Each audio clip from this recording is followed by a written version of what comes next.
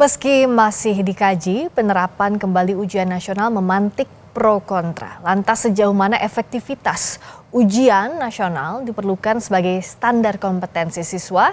Kami bahas bersama anggota Komisi 10 DPR dari fraksi PDI Perjuangan, Inyuman Parta, dan Sekjen Federasi Serikat Guru Indonesia, Heru Purnomo. Selamat malam, Pak Nyoman, Pak Heru.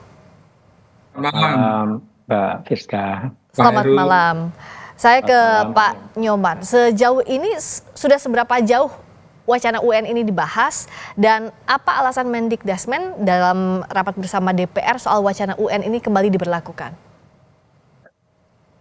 Ketika pertemuan dengan Menteri Pendidikan Menengah Dasar dan Menengah, diskusinya belum dalam karena lebih kepada persoalan pentingnya ada kajian dari lembaga yang ditunjuk oleh pemerintah atau tim yang ditunjuk oleh pemerintah untuk mendapatkan hasil apakah UN itu perlu diadakan lagi atau tidak perlu diadakan lagi. Perlu diadakan lagi dengan beberapa penyempurnaan. Tidak perlu diadakan, tetapi juga harus ada langkah di dalam menutupi kekurangan-kekurangan yang terjadi ketika UN tidak ada. Oke. Nah, sejauh ini evaluasi yang sudah masuk, masukan yang sudah ada, serta pandangan DPR seperti apa? Kan misalnya waktu itu UN dihapuskan karena ini dianggap tidak adil untuk mengukur satu-satunya standar kelulusan siswa, sementara 3 tahun sebelumnya dalam pelajaran ataupun dari SD selama 6 tahun itu tidak dihitung. Nah, sejauh ini apa saja masukan-masukan yang sudah ada soal ini, Pak Parta? Ya, jadi kalau evaluasi kecil kita, sederhana kita tentang UN dulu sebelum dicabut kan. Pak Nyoman, suaranya mohon izin hilang. Mungkin sinyal. Dulu ketika Nah, ini sudah ada lagi. Silakan dilanjutkan, Bapak. ketika ujian nasional diberhentikan atau tidak dilaksanakan lagi kan, evaluasinya adalah kritiknya adalah satu, tidak adil melakukan UN secara nasional sementara infrastruktur sekolah tidak sama, Ya.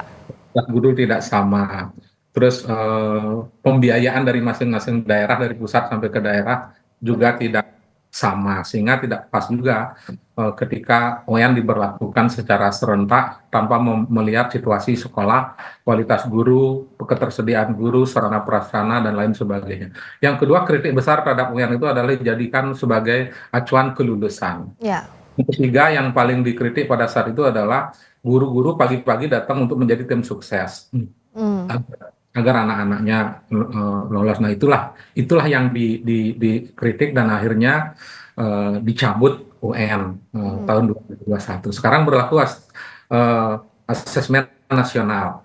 Ya. Nah, persoalannya adalah ketika UN tidak ada, ada 3 hal yang saya temukan di lapangan. Yang pertama adalah apa standar dari capaian anak kita, anak didik kita, dari mulai dia masuk sekolah sampai dia selesai kelas 6, Ya. sampai dia selesai 9 tahun, sampai dia selesai 12 tahun. Apa tolak ukurnya? Itu satu. Terus yang kedua, dari guru-guru menyampaikan dengan tidak ada kompetisi lagi, anak-anak itu seperti kurang greget.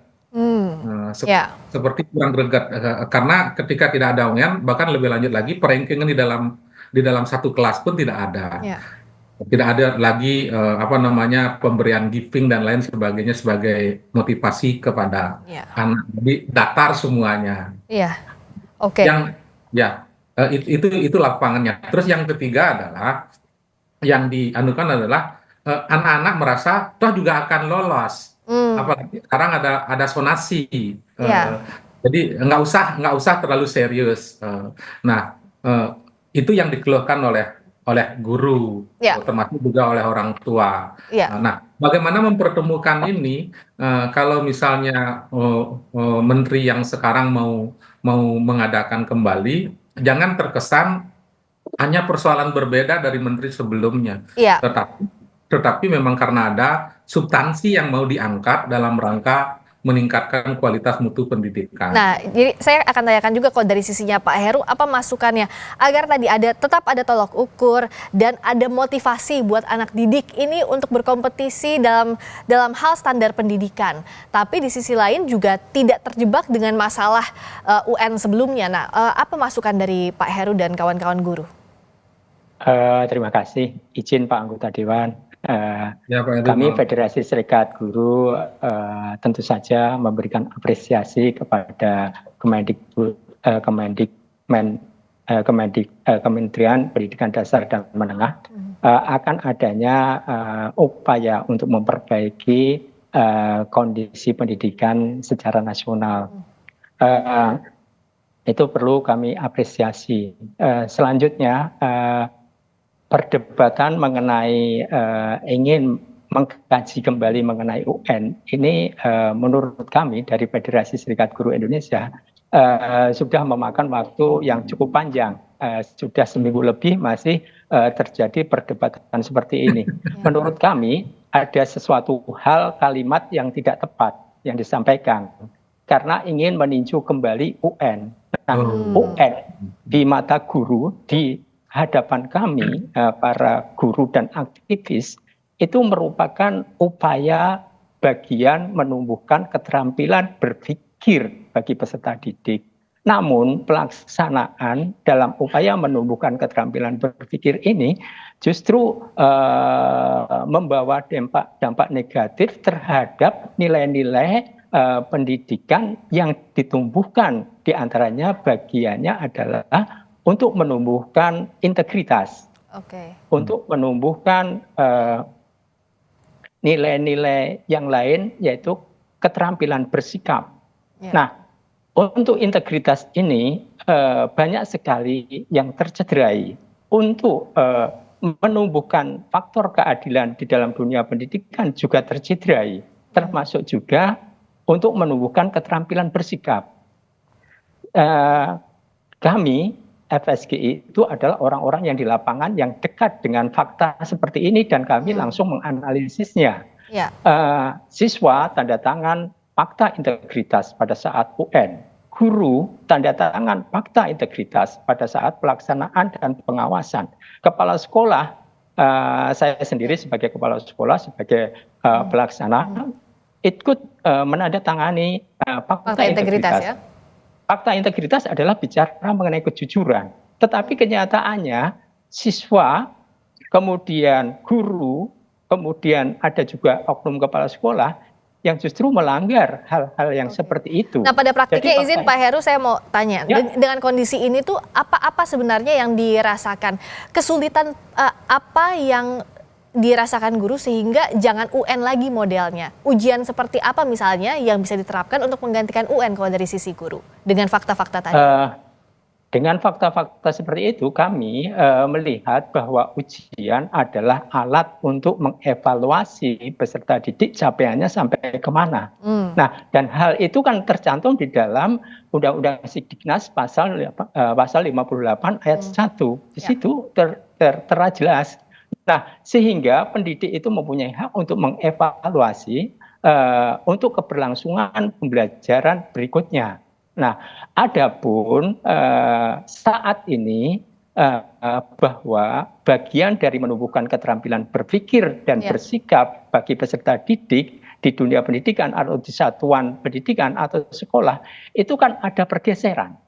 Pergeseran bahwa UN bukan menjadi alat penentu kelulusan, tetapi dengan sistem pembelajaran Merdeka ini sudah berubah menjadi sistem fase A, fase B, dan seterusnya, bahwa tujuannya nanti pembelajaran itu menuju pembelajaran tuntas. Jadi pembelajaran tuntas yang terjadi ada di perguruan tinggi itu justru ketika mahasiswa itu sudah mengambil mata kuliah dasar, mata kuliah keahlian dan lain sebagainya. Setelah itu selesai semua penilaiannya, akhirnya di situ kan tidak ada ujian untuk menentukan kelulusan mahasiswa. Nah, artinya bahwa pembelajaran mereka dengan sistem kredit semester itu sudah terselesaikan. Ya, Nah, oke.